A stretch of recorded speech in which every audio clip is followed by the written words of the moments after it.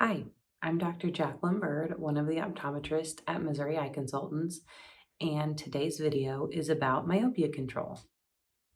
Let's start off with what is myopia? Myopia is another term for nearsightedness. Visually, that's when your vision is good up close, but the distance vision is blurry. And this can be corrected with glasses or contacts. What's going on inside the eye that causes the vision to be blurry is that the eyeball is too long.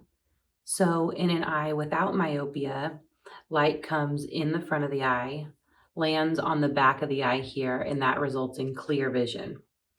In a myopic eye, the eyeball has grown longer than it's supposed to. So light comes in, lands in the same spot, but that's no longer the back of the eye. So vision is blurry. And we use glasses or contacts to move that light back to where the back of the eye is now, which clears up that blurry distance vision. So this is a chart that we'll go over with a lot of our young myopic patients. You can see here it has the age on the bottom, and then glasses, prescription, or refractive error, those mean the same thing on the sides. 0 is where we would want to end up ideally to not need glasses. These plus prescriptions up here are known as hyperopia or farsightedness. That results from the eyeball being too short. And then down here at the bottom, we have minus prescriptions. That's myopia. And like we talked about, that's when the eyeball is too long. So this blue line here, this shows us kids' refractive error or eyeball length by age so that they wouldn't have myopia when they grow up. So you can see here for little babies, we actually want them to have a little bit of a plus prescription. We want their eyeball to be a little bit too short so that as they grow, as they get bigger, their eyeball can kind of grow into that 0 prescription. So this is something we look at similar to when your child goes to the pediatrician and they see where they're at on the weight and height curve. This is the myopia curve that we can see where your child falls based on their age and their refractive error. If they're normal and on trend to not need glasses for myopia, or if they're in more of that risk factor category for myopia or particularly high myopia. So what causes myopia? There's a handful of different factors that go into whether a person is going to have myopia or not, including, are their parents myopic? People whose parents have nearsightedness or myopia are more likely to have myopia themselves. The increased amount of near work that we all do in this day and age makes myopia worse and makes us more likely to be myopic. Less outside time results in more myopia. Typically, myopia develops in kids between the ages of 8 and 13, and it's going to get progressively worse every year until their eyeball stops growing in their late teens, early 20s. So that's why their glasses prescription is getting stronger and stronger every year, because their eyeball is continuing to grow every year. And why does this matter? Well, too long of an eyeball can put the child at risk for permanent vision conditions later in life.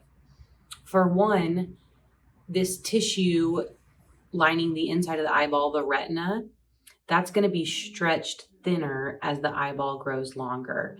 And the thinner that tissue, the more likely it is to tear or rip, leading to a retinal tear or detachment. High myopia also puts people at greater risk for eye conditions like glaucoma, cataracts, and conditions that can permanently damage the central vision. Luckily, there are things we can do about this ever-growing eyeball. So that's where myopia management or myopia control come in. These are treatments that we can initiate in kids to prevent their eyeball from growing as long as it would without these interventions. It doesn't stop the prescription from growing completely. So what their prescription is when they're 8, it is going to progress. We cannot keep that 8-year-old eyeball the exact same length, but we can slow it down significantly. The myopia management treatments are shown to slow down the progression by 50%. So theoretically, if a kid was going to end up with a -8 prescription, if we start early, if we intervene early, their prescription may only grow to a -4. And that's a big difference in correction and specifically in the length of that eyeball. The types of myopia management we rely on most heavily here at Missouri Eye Consultants are eye drops and soft contacts.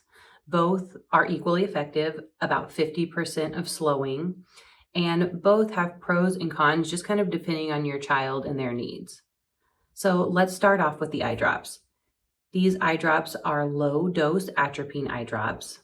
The eye drops are going to be put in every night before bedtime, and then your child will wear their glasses as normal throughout the day. These are ideal for younger kids who you don't feel are quite ready for contacts, or for certain prescriptions with higher amounts of astigmatism. The myopia control contacts don't come in that prescription, so we would rely on the eye drops. Atropine is a dilating agent. This is a very low dose of atropine, 5%, the typical concentration that we would use to dilate an eye. But patients can notice a little bit of light sensitivity and some blurry vision up close on the eye drops. These side effects are minimal. They don't happen to most patients, and the patients they do happen in, it tends to get better over time the more that they use the drops.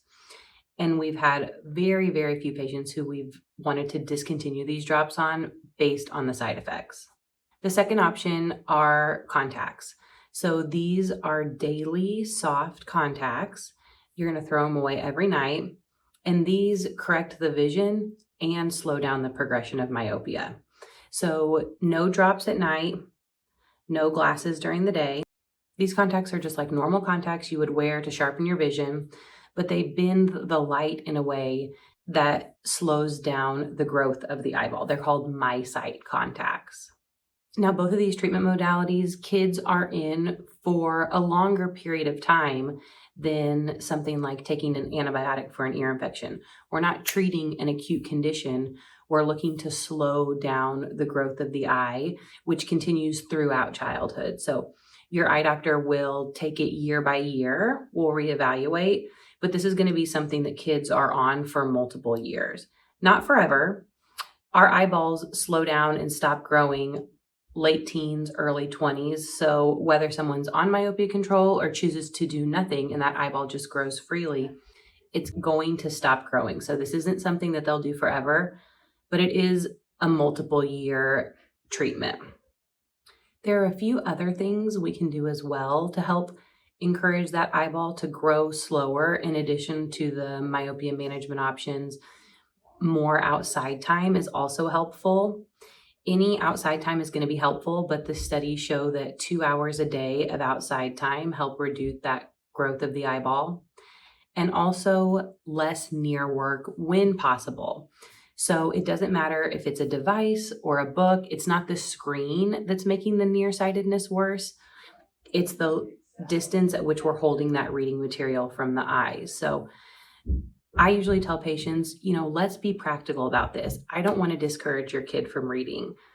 But when we're going to do things like play a game on a tablet, okay, can we play a game on the living room TV where they're going to be viewing that much further away than on a tablet or an iPad or a phone that's going to be right up close to their face? There are some other details that go along with myopia management, including how often your child's going to need to be seen. We need to see them more than just that once a year to make sure that the myopia management treatments are working, to make sure they're not having too many side effects. So they'll have some additional visits throughout the year. And your optometrist can also talk to you about the cost of our myopia management program at your appointment. Hope you feel a little more informed about myopia and the importance of myopia management.